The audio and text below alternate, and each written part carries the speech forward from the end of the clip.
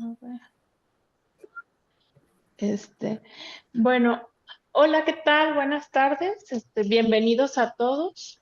Nos da mucho gusto que estén con nosotros aquí en la segunda conferencia del año del Seminario en Innovación Educativa, Liderazgo y Literacidad del Instituto Transdisciplinar en Literacidad. En esta ocasión está el doctor Rodrigo Ramos Zúñiga con nosotros y nos presentará los artificios de la inteligencia.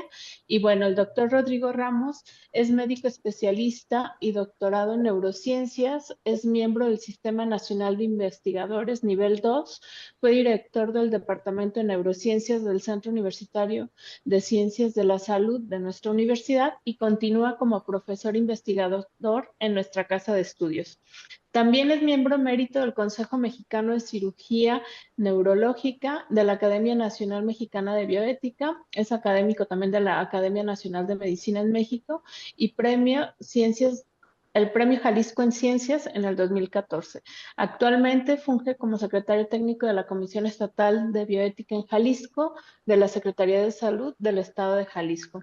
Entonces, pues le agradecemos que esté aquí con nosotros para hablarnos de los artificios de la inteligencia y le cedo el uso de la voz. Y bienvenidos a todos.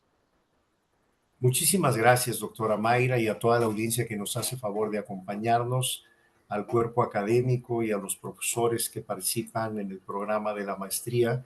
También les extiendo una cordial bienvenida. Hago una confirmación última en términos técnicos, si la imagen y el audio está correcto para ustedes. Sí. Perfecto. Siendo así, entonces vamos a dar inicio y de acuerdo a esta propuesta que se ha señalado de la inteligencia, haremos algunas consideraciones desde la historia neurobiológica hasta la conformación de los algoritmos y la implicación que esto representa en la visión contemporánea y el impacto que ha tenido sobre la función cognitiva, emocional, pero particularmente en los formatos de comunicación o en las competencias comunicativas entre el ser humano y todo lo que le circunda. Esta presentación no representa conflicto de interés de ninguna índole. Iniciaremos por algunos aspectos elementales de la inteligencia en términos conceptuales, el efecto que tiene en las redes y las consideraciones finales sobre lo que hoy nos ocupa y que debe además de requerir de nuestra atención no solamente en la vinculación docente y académica, sino también en la vida cotidiana que es la inteligencia artificial. De acuerdo a estos conceptos, tendríamos que empezar por considerar las visiones clásicas que tiene la definición de inteligencia, que ha transitado desde los modelos abstractos hasta los modelos más formales del conocimiento. Evidentemente que ahora reconocemos que se trata de una estructura, el cerebro, que es la habitación o el reservorio o el templo, si lo vemos también en esa perspectiva, de lo que definimos como inteligencia. Como tal, la estructura encefálica o el cerebro es moldeable y representa el espacio o el escenario donde se generan aspectos creativos, de innovación, de aprendizaje, de retroalimentación, pero destaco una condición particular que es lo que se refiere al término de plasticidad. La plasticidad implica un proceso no solamente de cambios y modificaciones estructurales, sino también de adaptaciones de carácter funcional, lo que coincide con la lógica darwiniana de que la evolución de la especie y especialmente aquellas que han sobrevivido, pues son las que se han adaptado a las condiciones de los cambios del entorno. Y esto es un elemento clave para definir la importancia que tiene la inteligencia hoy en día. Hablando de intelligere, su raíz latina, que nos habla de entre y elegir, ya como dos elementos importantes que definen una función cognitiva superior. Superior me refiero en términos jerárquicos, no en términos de dominación, y que también era la visión que tenían los griegos que hablaban del nous, en donde hablaban de este elemento como la parte superior del alma, es decir, de alguna manera era un sitio abstracto, pero que representaba lo que hoy denominamos los dominios cognitivos y que dieron lugar a lo que en su momento trató de medirse, así como fue la intención de medir el tiempo, pues es de medir la inteligencia. Por ello no es raro remontarnos a los primeros aportes de los matemáticos como Spearman, que definió un concepto ya vinculado a un valor numérico para definir entonces el término de inteligencia. Esto fue avanzando con otros autores, como veremos, se convirtió en un concepto general G o de inteligencia general, que después transitó al coeficiente intelectual y que hoy en día se ha abierto esta opción en términos de definición en capacidades, en dominios cognitivos, en la capacidad de resolver problemas, adaptarse a entornos cambiantes, de aprendizaje, de procesamiento, de reflexión, de discernimiento, que además incurre en lo que se ha denominado el pensamiento reflexivo y el pensamiento crítico como dos elementos claves que caracterizan a la inteligencia hoy por hoy, tanto en el plano introspectivo como en el plano interpersonal, dígase del cerebro social. Por si fuera poco, esto tiene alcances también abstractos desde la perspectiva filosófica que hablan, como señalaba Immanuel Kant, que también la inteligencia es la capacidad para tolerar o entender la incertidumbre. Y esto nos da un panorama entonces como mucho más diverso, como ustedes pueden observar, que va más allá de un coeficiente o de un número que sigue siendo limitado para darnos una panorámica de todo lo que representa esta capacidad inteligente. ¿Cómo surgió la evolución de la inteligencia como hoy la tenemos? Pues merece ser contada también desde la perspectiva de la literacidad a propósito del centro de estudios y de la maestría en esta temática. Hay que recordar que por mucho tiempo y hasta la fecha, la teoría cardiocéntrica, que es aquella que vincula al corazón como el centro de las emociones y eventualmente de la cognición, sigue siendo prevalente en la mayor parte de las culturas. El corazón llamó mucho la atención de los anatomistas desde la Edad Media, se vinculaba con la circulación a través de un circuito de vasos sanguíneos, donde estaban también los humores o diferentes estados de ánimo. El hecho es que incluso tuvo una vinculación con aquello que no conocíamos, que le dábamos una explicación divina. Por ello, para la literatura, para el arte, para la creación, incluso para los afectos, el corazón sigue siendo un elemento clave, icónico, para decir te quiero con todo el corazón, o que en la literatura vinculemos al corazón con las emociones, y que incluso va a seguir siendo más romántico pues ver un corazón con una flecha que un cerebro con una flecha. De acuerdo a esta perspectiva, no obstante, pues sí tenemos la responsabilidad en términos científicos de no entrar en una discusión de que la poesía va a seguir utilizando al corazón y es válido y lo aceptamos culturalmente, pero la cognición y el desarrollo de los elementos psicoemocionales se dan justamente y se gestan en esta parte que ya Miguel Ángel señaló en la parte central de la Capilla Sixtina de una forma subliminal, que la creación del hombre estaba vinculada con la creación de sus procesos conscientes y con la creación del intelecto. Por ello, los críticos han identificado que hay un cerebro detrás de esta figura de la divinidad y que ha transitado a lo que hoy en día pues, son cerebros de redes neuronales y de redes a partir de chips y que están sustentados en procesos algorítmicos, lo que explica gran parte de muchas de estas condiciones. La imitación en términos evolutivos sigue siendo un elemento fundamental para desglosar cómo en todo este territorio cerebral existen distintos dominios cognitivos que tienen enlaces de carácter emocional. De hecho, no se requiere de un proceso reflexivo muy profundo para que este chimpancé pueda utilizar una red social y hacer una búsqueda muy específica, incluso cancelar aquellas imágenes o videos que no son de su interés. Y esta imitación, cuando además la asociamos evolutivamente con procesos reflexivos y con procesos críticos, pues nos permite ir configurando el nivel de inteligencia, como lo denominamos socialmente, y cómo esto puede permear en la capacidad para tomar decisiones. Esta evolución cognitiva se vincula por definición y origen al componente emocional.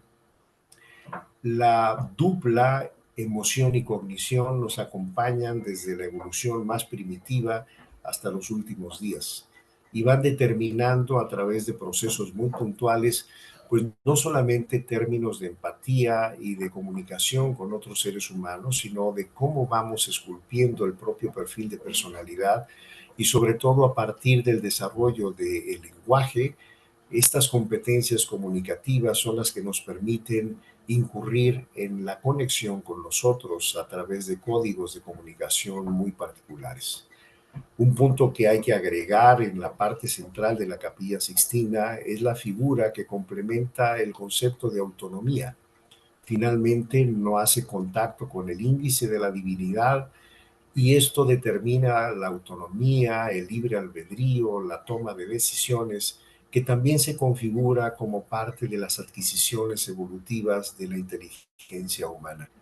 Esta capacidad de decidir ha transitado en esta evolución desde los conceptos que denominamos filogenia, que es la evolución entre las especies, y cómo el cerebro gradualmente ha ido aumentando de volumen, particularmente en aquellas zonas que nos vinculan con el pensamiento abstracto, con la capacidad ejecutiva y con la capacidad de interacción con los otros en términos de comunicación.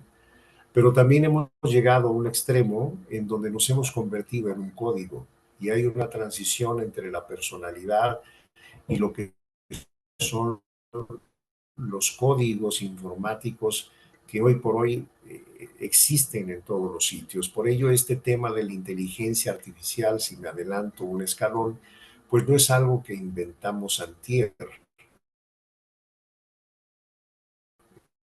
es un proceso que tiene tiempo, que tiene capacidad de aprendizaje, decisión y de ejecución.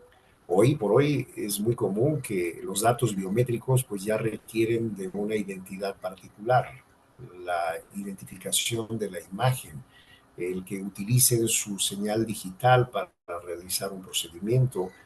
Todo nos lleva a pensar que Google, Meta y las grandes industrias que tienen control de la información saben más de nosotros que nosotros de ellos. Es como los bancos saben más de nosotros que nosotros de ellos. Y esta es una condición que tiene que ver con el manejo de la información que también tiene implicaciones pertinentes de revisar desde la confidencialidad, el respeto a estos datos y la ética en el manejo de estos datos.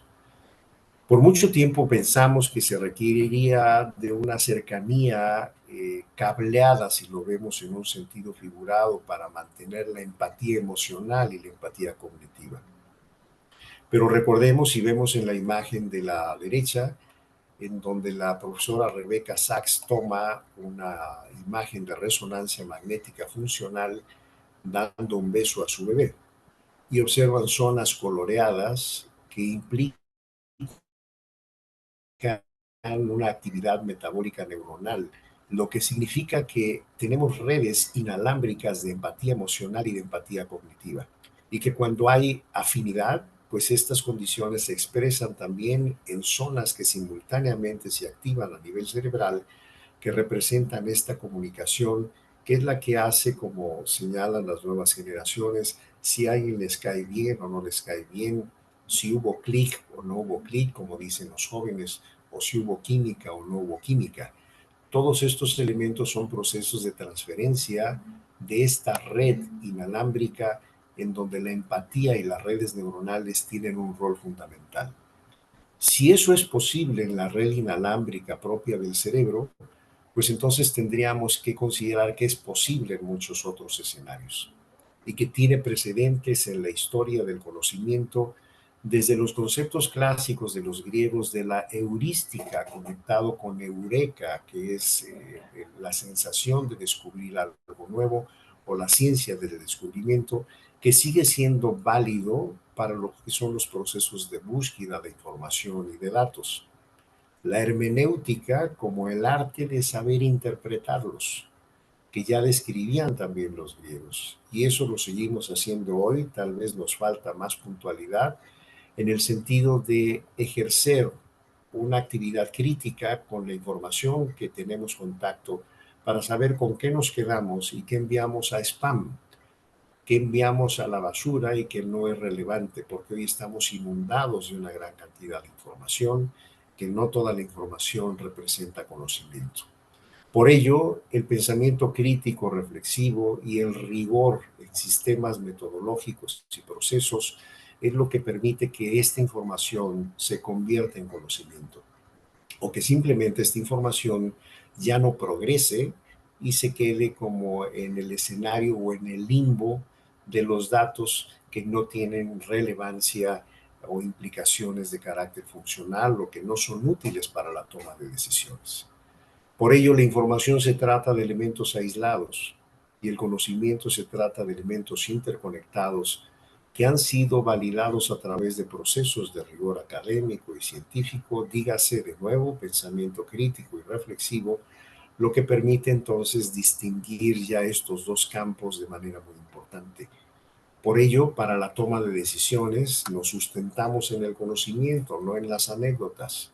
Y por ello en las instituciones de educación, pues el objetivo debe de ser obtener conocimiento y no necesariamente información que es como un mundo de datos que no han sido como validados aún en esta maquinaria del discernimiento cognitivo que forma parte de lo que son los dominios cognitivos de la inteligencia. A partir de estos elementos y lo que ahora definimos entonces como inteligencia, que ya adelanté algunos de estos conceptos, han surgido muchos prefijos vinculados al término de inteligencia. Desde Gardner, que hablaba de que eran las inteligencias múltiples, cuando en realidad se trata de una inteligencia global que tiene dominios cognitivos diferentes. Por ello surgió quienes hablaban ya de inteligencia emocional, inteligencia social, inteligencia fluida, analítica, interacción perceptual, etcétera. Y todos estos elementos no se trata como de diferencias en términos de inteligencia, sino dominios cognitivos que tienen distintas habilidades en ese vecindario de todo lo que son las redes neuronales y que trabajan en conjunto para poder entonces elaborar los procesos reflexivos, sistemáticos y de toma de decisiones. El rol que tiene la evolución es muy probable que nos convierta en poco tiempo de los Homo sapiens al Homo cyber sapiens. Y esto está vinculado no solamente a términos de tecnología, sino a la forma de pensar. No obstante, es importante recordar que este proceso de las primeras herramientas que utilizamos para vincularlas con la inteligencia y el quehacer reflexivo, pues empezó con los códigos de comunicación. El baile y la música siguen siendo de los lenguajes más antiguos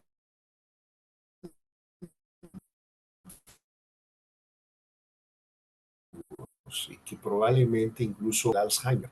Y esta es una condición que prevalece como un sustrato fundamental de las redes de la comunicación.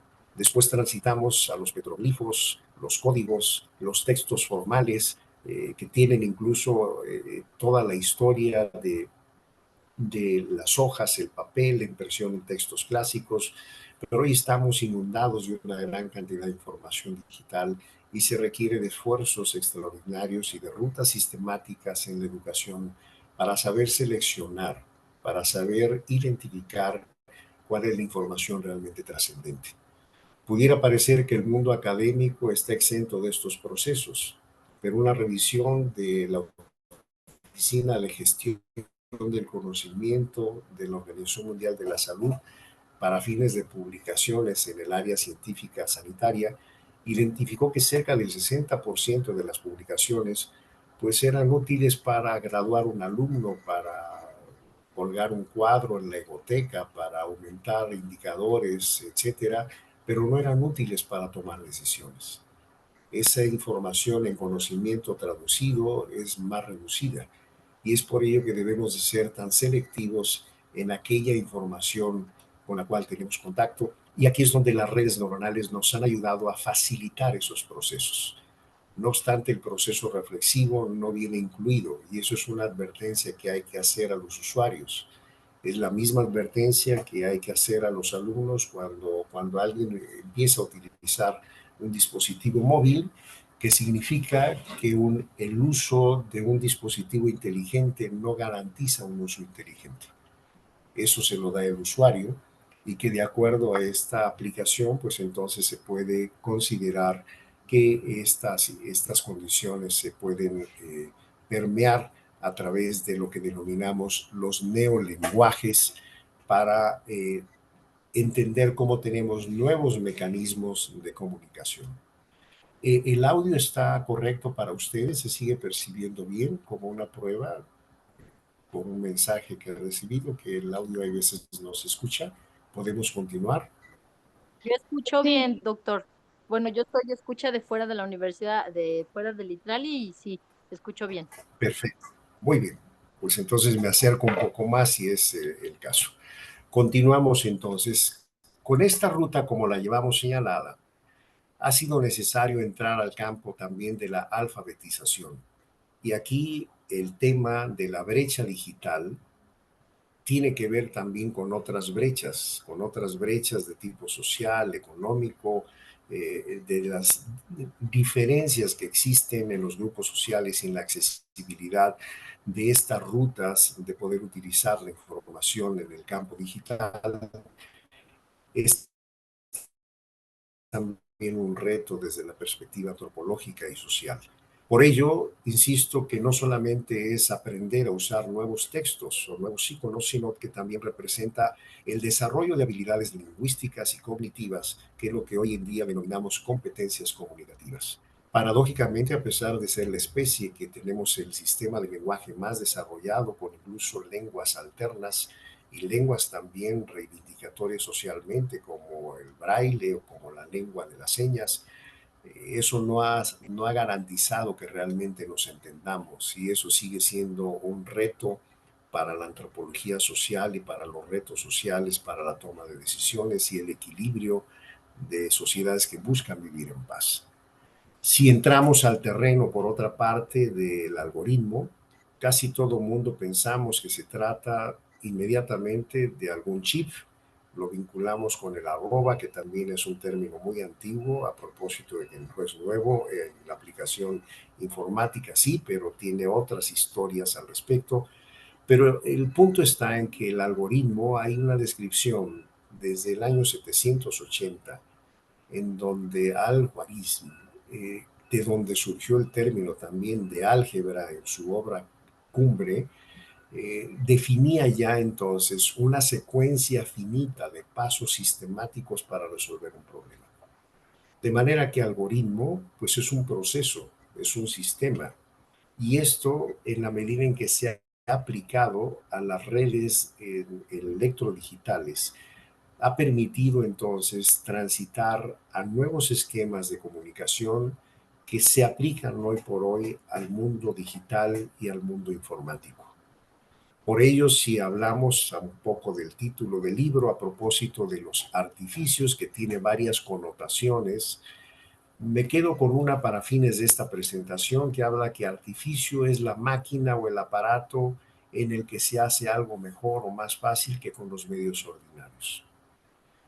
Asumiendo que existen otras definiciones que son igualmente relevantes. Pero esta aplica para esta presentación porque desde la historia el mismo lenguaje ha sido una herramienta para ejercer la inteligencia. Y como ello hemos transitado al ábaco, hemos transitado a los juegos de varillas que tenían números y que daban ya resultados matemáticos, transitamos a la calculadora de Pascal con esa misma intención. Hemos usado herramientas buscando la mayor eficiencia en los procesos de análisis de información. Y esto forma parte del precedente que representa las redes neuronales. Estas redes neuronales que en un cultivo empiezan un proceso de conexión, de identificación, se dan like, se reconocen, hacen una red social muy eficiente y se mantienen ya en una comunicación de forma constante. Además, se especializan en determinadas tareas muy particulares.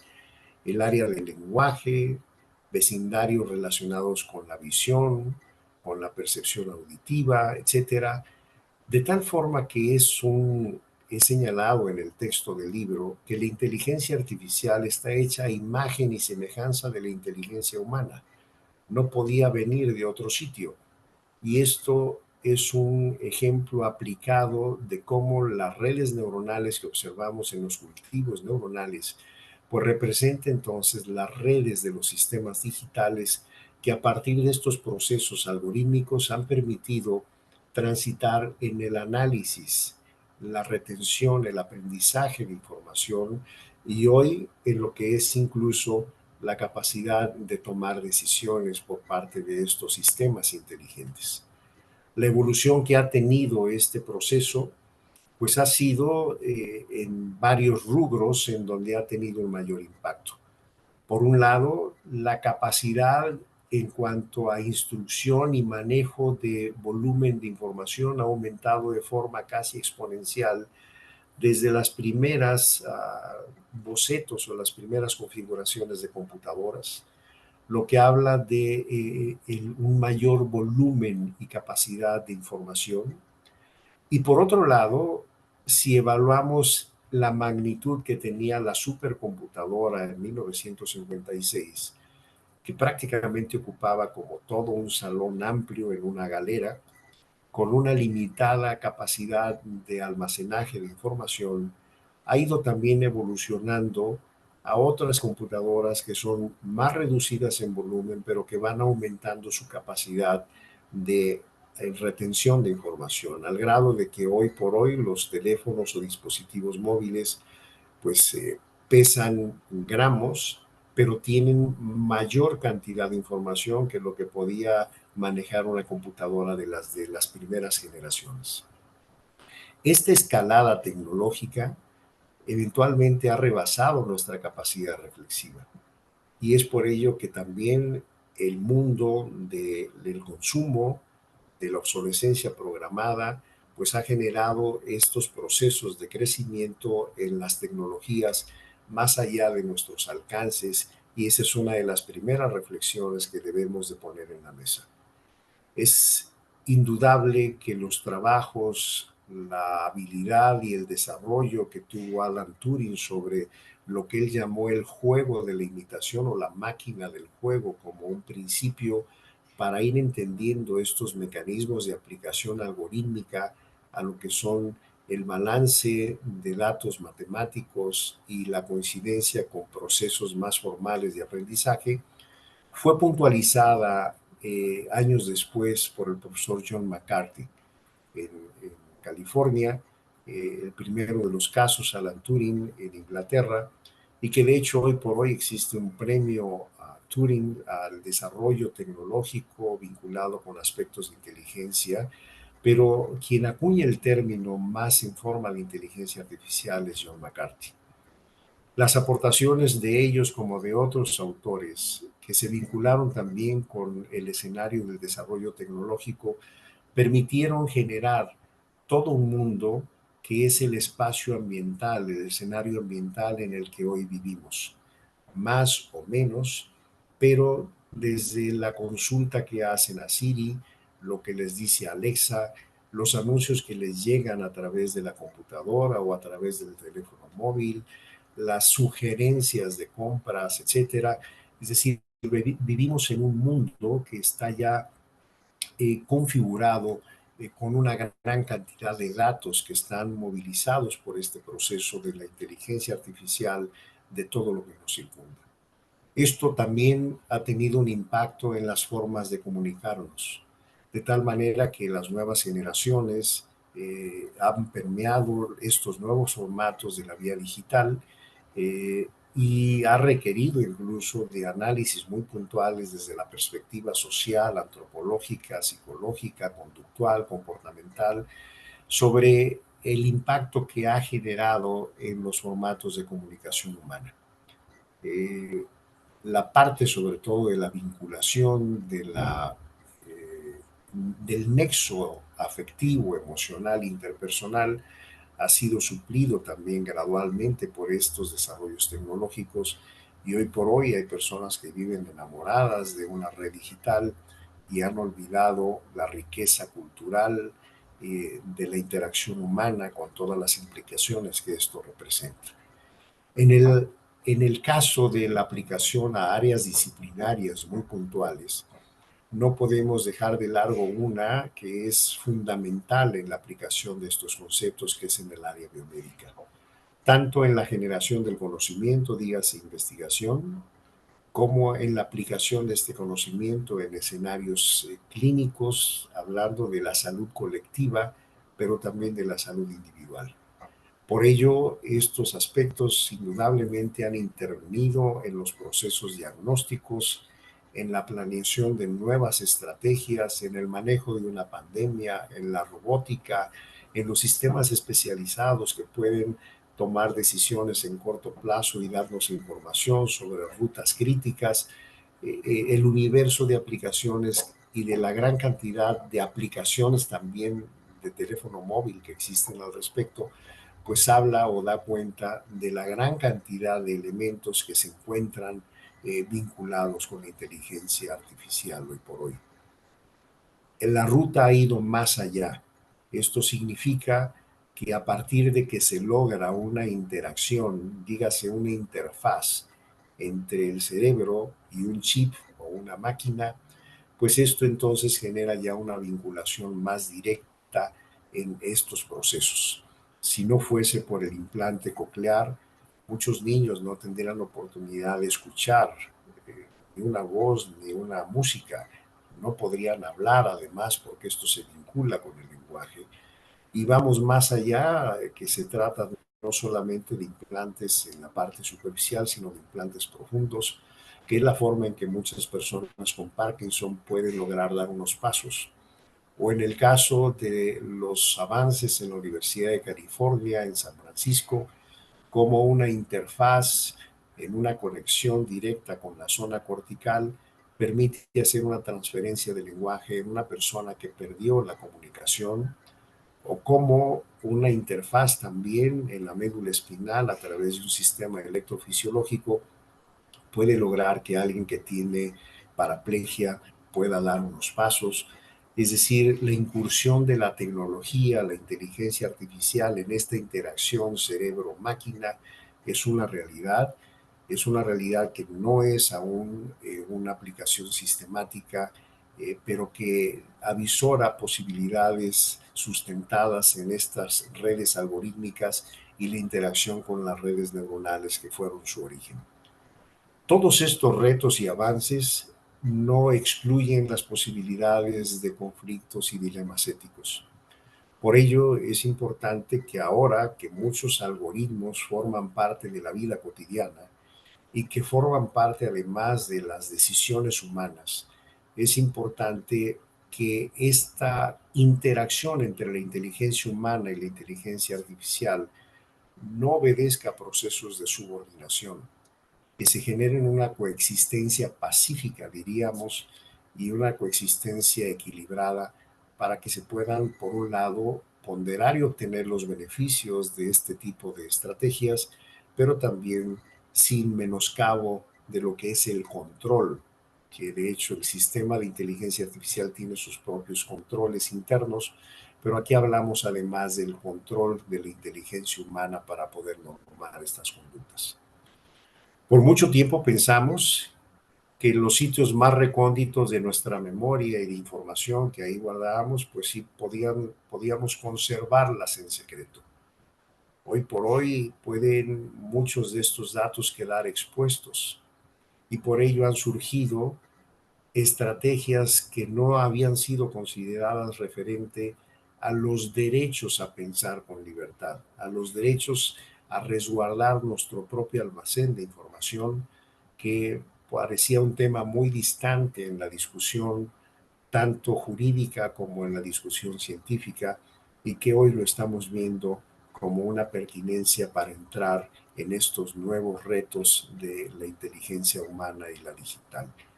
Hace 15 días una empresa publicó la aplicación de un chip en la corteza cerebral para poder establecer comandos directos como si fuera una conexión con un mouse. Esto, entre paréntesis, no ha sido publicado en una publicación de rigor científico, ha sido publicado en los medios. De manera que eso nos da cuenta de cómo la escalada tecnológica pues incursiona en sistemas que aún no tienen el rigor científico de pares calificados que puedan hacer una evaluación crítica sobre esos procesos.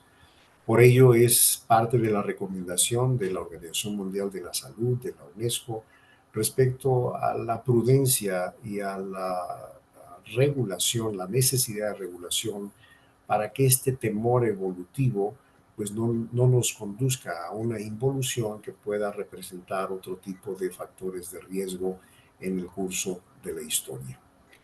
Hoy por hoy, en el campo académico existen también retos a propósito de los sistemas generadores de información y que han sido a través de una prealimentación que puedan generar entonces procesos de datos.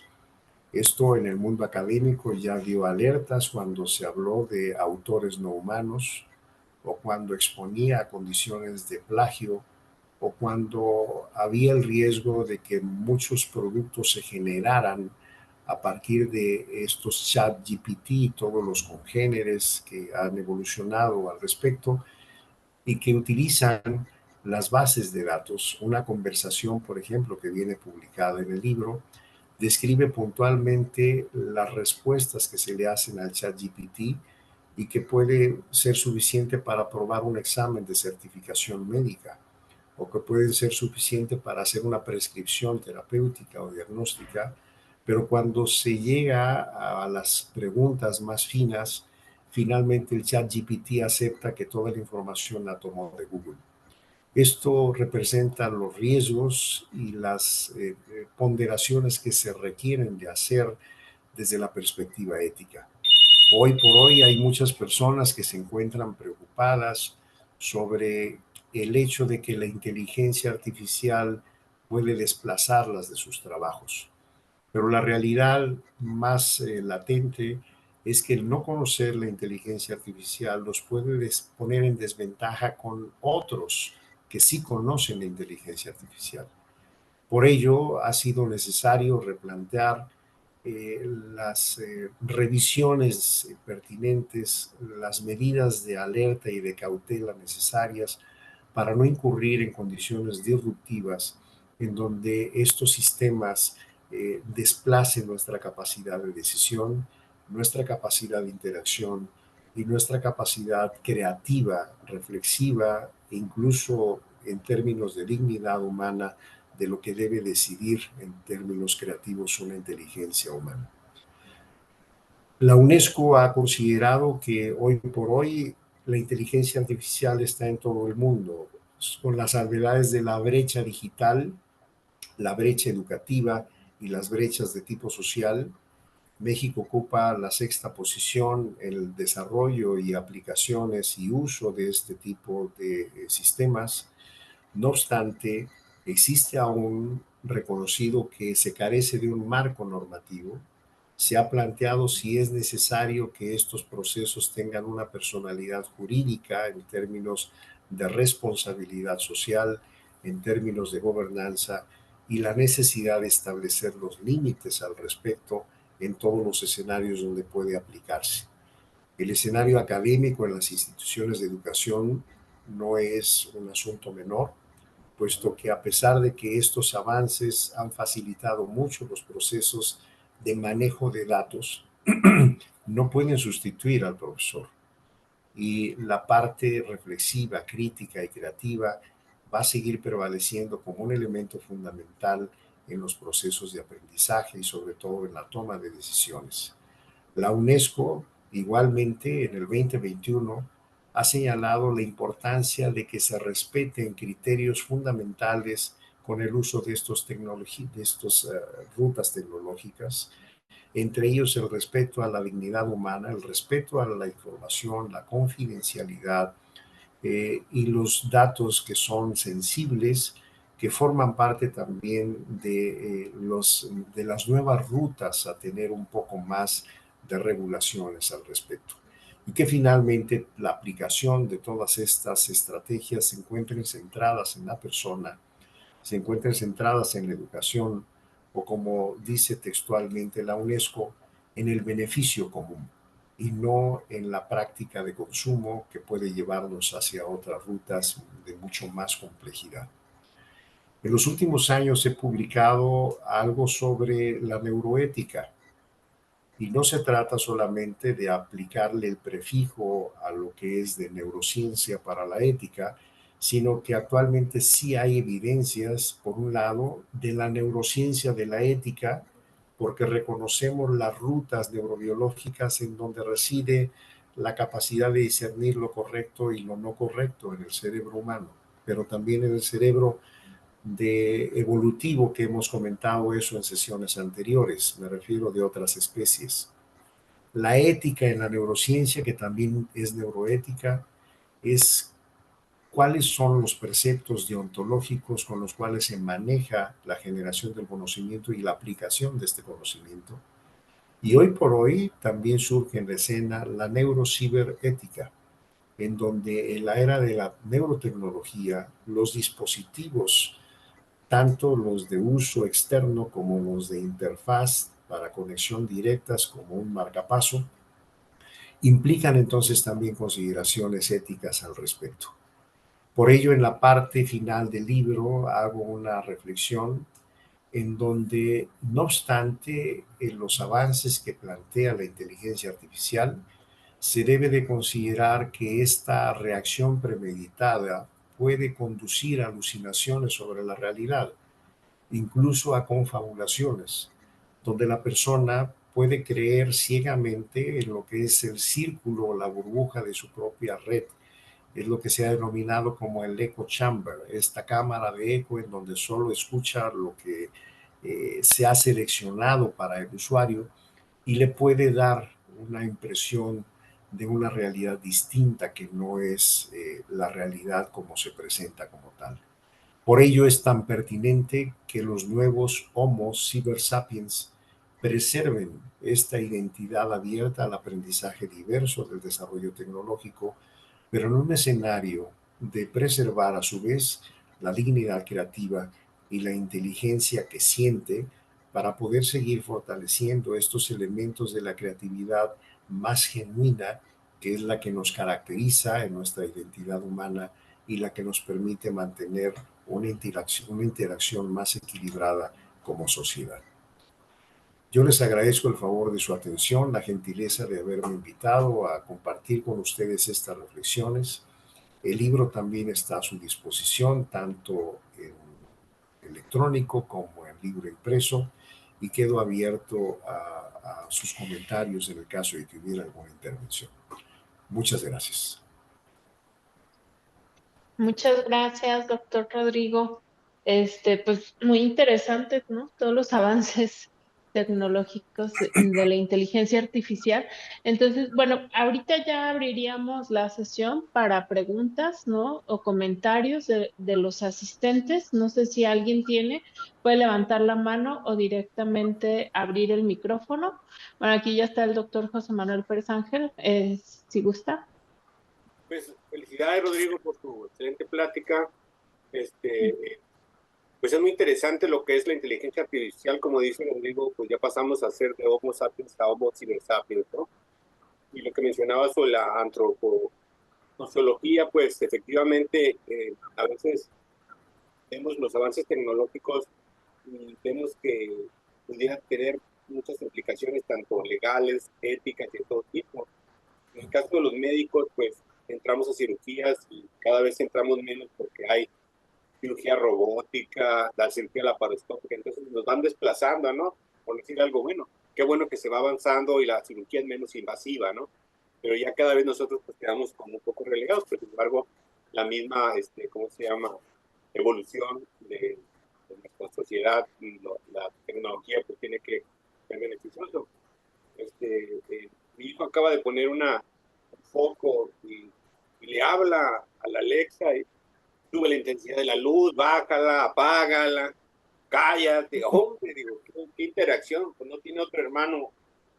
Pero bueno, en realidad dices, y voy con mi mamá y cállate Alexa y bájate Alexa, y bueno, ya la tecnología está haciendo como una especie de comunicación con un aparatito chiquito, ¿no? Y sin embargo, habla como que a lo mejor sería interesante utilizarlo o hacer estudios en relación a lo que sería la comunicación en esas personas que están solas con un aparato como la Alexa, ¿no? Es muy interesante tu plática, te felicito, Rodrigo, siempre tan bien tus trabajos, tan estudiados y un trabajo muy, muy bueno. Te agradezco la invitación. Un saludo. Muchas gracias. Muchas gracias por el comentario. Muchas gracias, doctor José Manuel. No sé si alguien más tiene alguna pregunta. Hazel. Muchas gracias y pues como siempre felicidades al doctor por sus Gracias. grandes conocimientos, sobre todo por compartirlos con nosotros. Y algo que escuché que mencionó precisamente es lo que dijo el doctor José Manuel acerca del Homo Ciber Sapiens. Y yo tenía la duda porque algo mencionó, doctor, que es más bien concebido como una forma de pensar. Y eso quería preguntarle como a qué se refiere. En efecto, se trata de una nueva visión a propósito de las herramientas con las cuales hoy tenemos interacción y que forma parte de un proceso evolutivo. Es decir, no se trata también como de plantear una propuesta antitecnológica, sino de coexistencia, perdón, de coexistencia entre las nuevas tecnologías eh, y lo que son la toma de decisiones en la vida cotidiana. Sin la tecnología, sin la computadora, no estaríamos aquí, por ejemplo, comunicándonos muchas personas. Es decir, creo que es innegable el desarrollo y el avance que esto representa para muchos beneficios individuales y colectivos. El punto de equilibrio es el, el que no se haga bajo términos de subordinación a lo que es el desarrollo tecnológico, sobre todo cuando eso está vinculado a prácticas de consumo, porque eso sí es un factor de riesgo real y que de hecho lo estamos viendo. Recuerdo en un inicio cuando era el tema del riesgo de los teléfonos móviles en el uso en el salón de clases, había letreros en los salones que decía prohibido el uso del celular. Pero tuvimos que subirnos a la rueda del teléfono móvil, primero porque si no, no nos iban a hacer caso los alumnos, y segundo, porque además tuvimos que reorientar a que su uso fuera un uso racional y un uso orientado a un beneficio, en este caso al beneficio académico. Entonces hoy pues es una herramienta indispensable porque hacemos consultas, revisamos información. Hay un término que yo he propuesto que se denomina anecdata a propósito de estas condiciones, porque resulta que hoy podemos tener información que es anecdótica, pero que está tomada entonces de el mundo digital, pero que no ha sido validada desde el punto de vista de su impacto que tiene en la toma de decisiones en salud y eso o en las áreas académicas. Eso puede hacer que la persona distorsione la realidad. Un hecho es de que es muy común hoy por hoy en la práctica profesional que alguien ya consultó al licenciado Google o al doctor Google o al psicólogo Google antes de hacer una consulta profesional. Y un hecho real que también les puedo compartir es cuando una persona llega pidiendo al hospital que quería un tratamiento como los que daba el doctor House.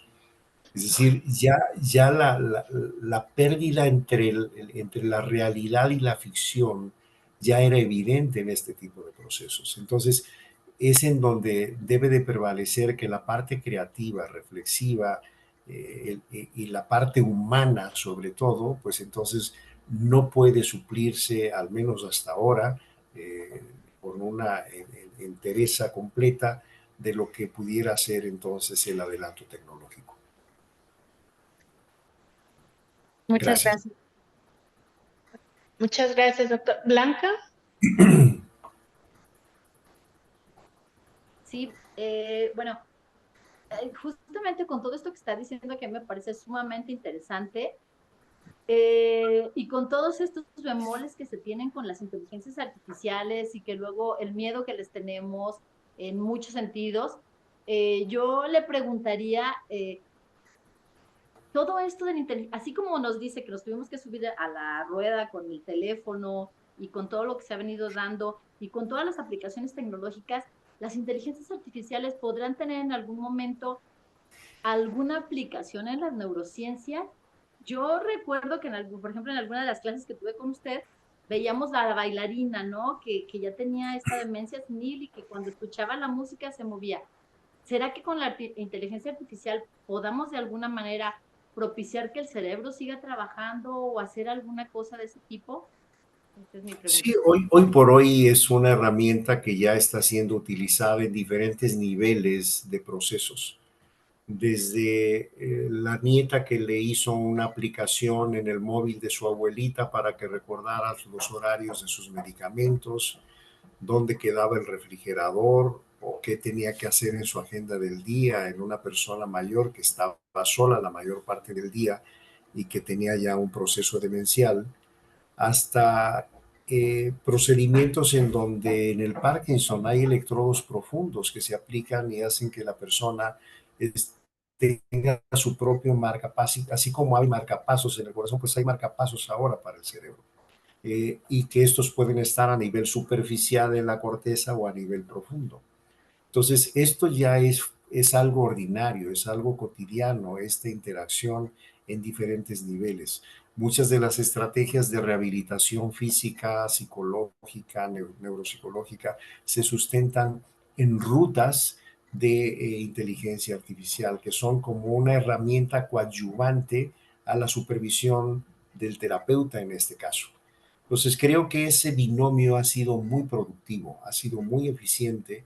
De hecho, debería de considerarse como un proceso más democratizador para que las comunidades que no tienen acceso a Internet, por ejemplo, es, la telemedicina, las videoconsultas, cómo se manejó la pandemia, es decir, si la inteligencia artificial, nuestros números hubieran sido más catastróficos.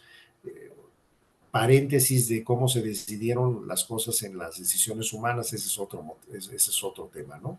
Pero me refiero al menos las rutas sistemáticas permitieron entonces que se tuvieran vacunas más a tiempo, que se educara a las personas a distancia, cuando no había clases, cuando había aislamiento. Entonces, es algo que forma parte ya de nuestra vida. De hecho, lo hemos normalizado sin darnos cuenta. Hay quienes hablan, por ejemplo, como Noam Chomsky, él se resiste a llamarle inteligencia artificial, dice que es un software de plagio. Y le llama un software de plagio y dice, porque ha tomado todas las ideas de la inteligencia humana y simplemente las está replicando.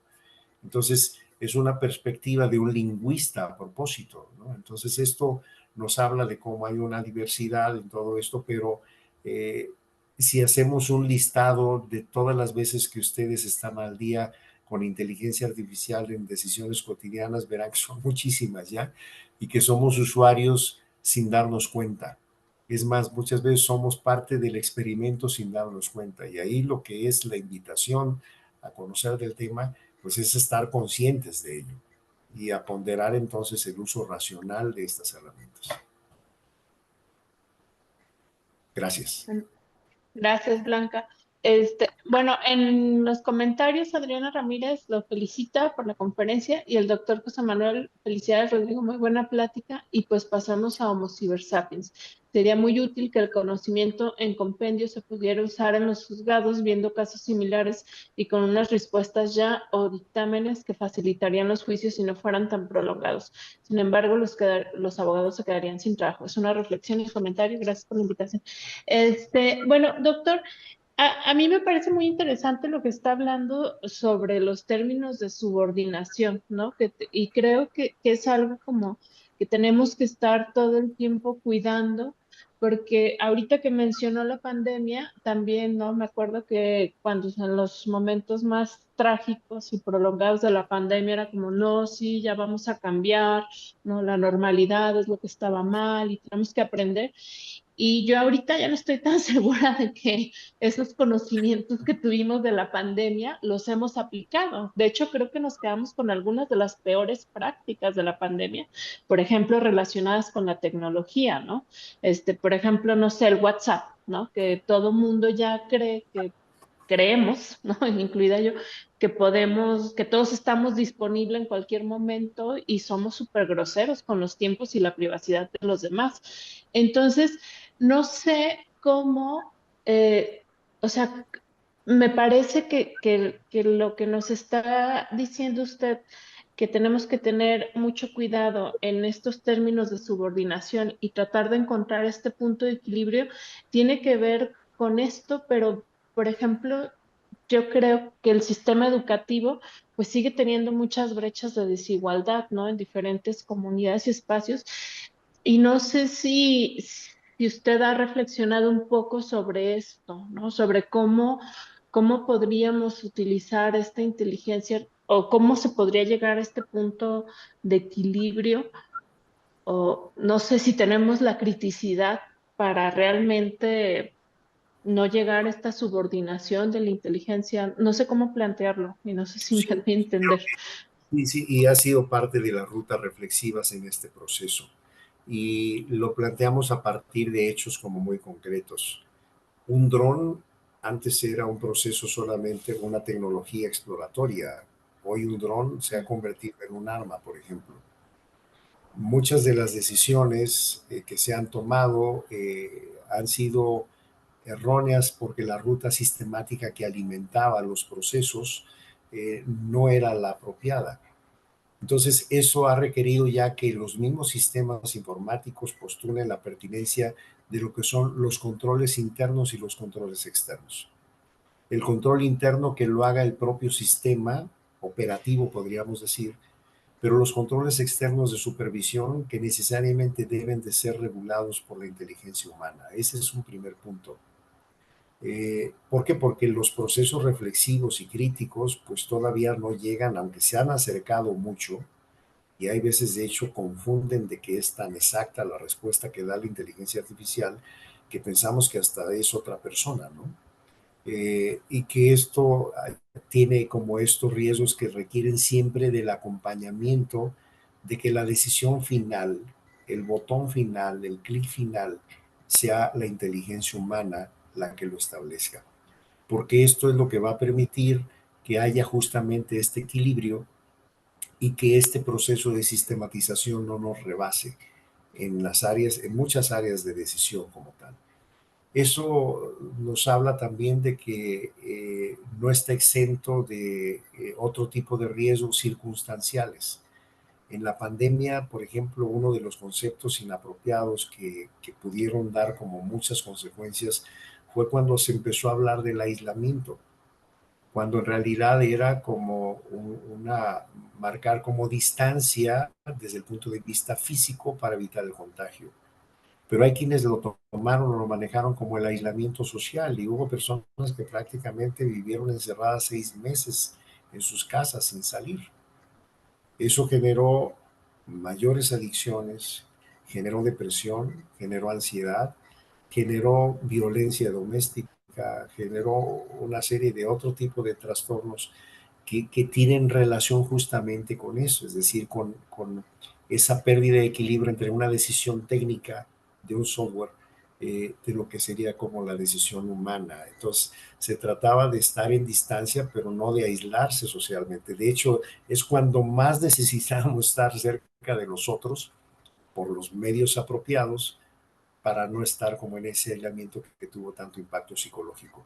Entonces, como este, hay muchos otros ejemplos en los cuales se establece la pertinencia de esta ponderación de la inteligencia humana en términos creativos y reflexivos y en términos también de sensibilidad. Me refiero desde la visión social, antropológica, de todo lo que conlleva este tipo de procesos. Por ello, entre paréntesis, cuando en Nature aparecieron autores donde pusieron en la bibliografía el chat GPT, pues entonces todas las revistas médicas, todas las revistas científicas empezaron a postular, primero, no se aceptan autores no humanos, porque cualquier aseveración científica debe ser respaldada por una inteligencia humana, alguien que responda y que se haga además responsable desde el punto de vista de las implicaciones legales y sociales y científicas de una aseveración de ese tipo. Es allí donde entra el proceso de equilibrio. Y que sea más bien como una sinergia, como una coadyuvancia y no como una inercia en donde la inteligencia artificial nos va a hacer todo y nosotros nos sentamos. Por contrario, tenemos ahora la responsabilidad de supervisar a la inteligencia artificial y verificar que esté cumpliendo con ese sentido del valor social que representa para una vida mejor. Muchas gracias.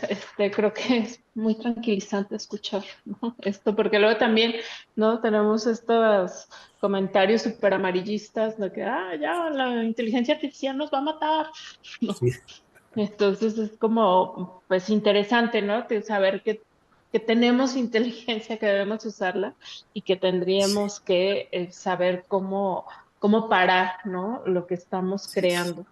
así es. Este, bueno, no sé si alguien más tiene alguna otra pregunta o comentario. Bueno, la doctora Rachel pone aquí muchas gracias, doctor Rodrigo, muchas felicidades y muchos puntos para reflexionar. Creo que sí, son muchos puntos para reflexionar, pero también para tranquilizarnos, ¿no? Así es. Entonces, no sé si ya no tendríamos más, preguntas o comentarios para el doctor Rodrigo, pues nada más nos restaría agradecerle, ¿no? Por compartirnos esta conferencia, por compartirnos su texto, que se lo hicimos llegar a varios de los asistentes y no asistentes, y pues muchas gracias, ¿no? Por venir a hablarnos de estos temas que son tan actuales y tan pertinentes. Muchísimas gracias a ustedes por la invitación y más bien queda como dicen los filósofos, espero que queden muchas preguntas y que esas preguntas cada quien las podamos seguir cultivando en nuestro escenario de trabajo. Muchas gracias. Sí. Muchas gracias. La maestra Sandra Cobian también nos dice que muchas gracias. Bueno, pues muchas gracias a todos y gracias por haber asistido, ¿no? Y entonces nos vemos en marzo para el siguiente cielo. Gracias, buenas Hasta tardes. sí. Buenas Muchas tardes. gracias. Gracias.